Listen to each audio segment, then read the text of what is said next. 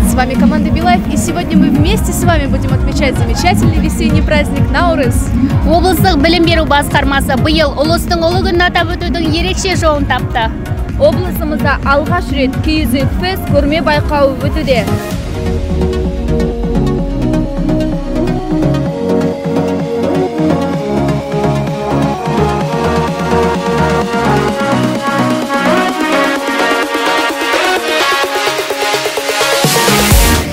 Фест көрме байқауындағы ең кішкентай киіз макетінің авторы Әділ Сағынтаев дәл қазір менің жанымда тұр.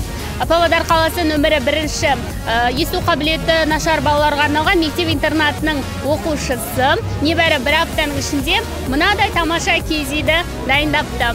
Жарайсың, Әділ, көрермендерге сәлем жолда.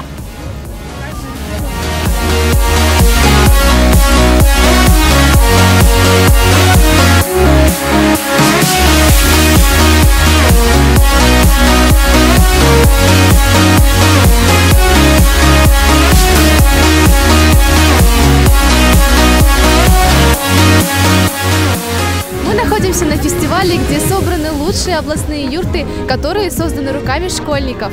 И они удивляют не только размерами юрты и красивым убранством, но и необычными баурсаками.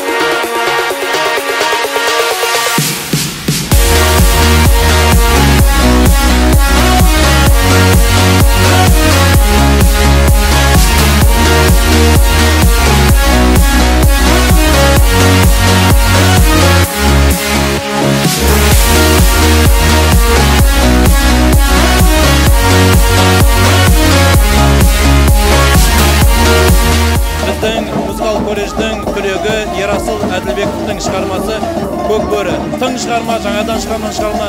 Бүгін міне Павлодар жұртшылығы сол жаңа шығарманың тұсаукесерімен танысып отыр деп айтуға.